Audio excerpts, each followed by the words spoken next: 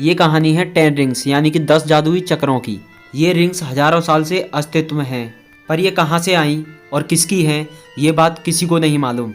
लेकिन इन रिंग्स में बहुत सी सुपर पावर हैं और इनको हथियारों की तरह इस्तेमाल भी किया जा सकता है। और इसके अलावा इन 10 रिंग्स को पहनने वाले इंसान की उम्र भी नहीं बढ़ती, यानी उसकी एज पर कोई भी फर्क नहीं पड़ता है। मतलब एक तरह से वो अमर हो जाता है, उसे मारना नामुमकिन हो सकता है। लेकिन इन रिंग्स का इस्तेमाल सिर्फ वही इंसान कर सकता है जो बहुत ज़्यादा ताकतवर और बहुत ज़्यादा होशियार है।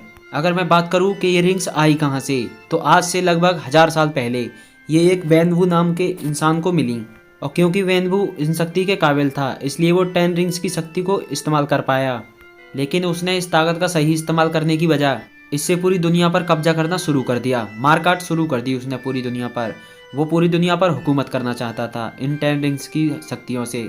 और वैनवू उन 10 रिंग्स का इस्तेमाल करके इतना पावरफुल बन चुका था कि वो किसी भी फौज का सामना आसानी से कर सकता था। वो अकेला ही पूरी फौज को निस्तो नाबूद कर देता था। और फिर वैनवू ने अपनी आर्मी बनाई थी जिसका नाम था 10 रिंग्स।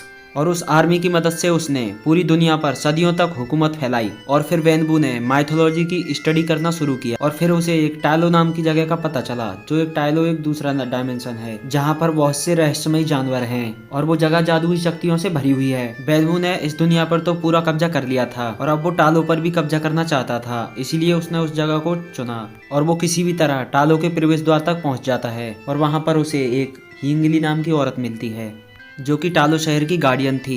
और वैनवू जब टालो में घुसने की कोशिश करता है तभी वहां पर हिंगली उससे लड़ना शुरू कर देती है और वैनवू वहां पर उस पर रिंग से हमला करता है, लेकिन वो हिंगली को हरा नहीं पाता क्योंकि वैनवू के पास बेशक 10 रिंग्स की शक्तियाँ थीं, लेकिन हिंगली भी कुछ कम नहीं थी। वो बहुत ही ज़्यादा पावरफुल थी और वो कूफू भी जानती थी और इसीलिए वो वैनवू को आराम से हरा देती है क्योंकि टालो में रहने वाले सभी लोगों के पास जादुई शक्तियाँ थीं। और हिंगली तो एक बहुत ही ताकतवर योद्धा भी थी और वहाँ पर उसने अपनी शक्तियों से न कि सिर्फ वैनवू को टक्कर दी, उसकी रिंग्स को भी अपने काबू में कर लिया।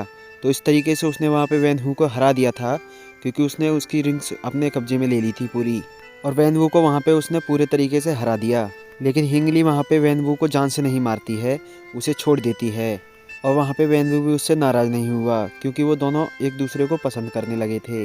और फिर वैनवू भी जंगल में आने जाने लगता है और फिर उन दोनों में मुलाकात हो जाती है और इस तरीके से उन दोनों में प्यार भी हो जाता है और फिर वो दोनों शादी की सोचते हैं। और फिर हिंगली वहाँ से टालो को छोड़कर उसके साथ चाइना चली जाती है।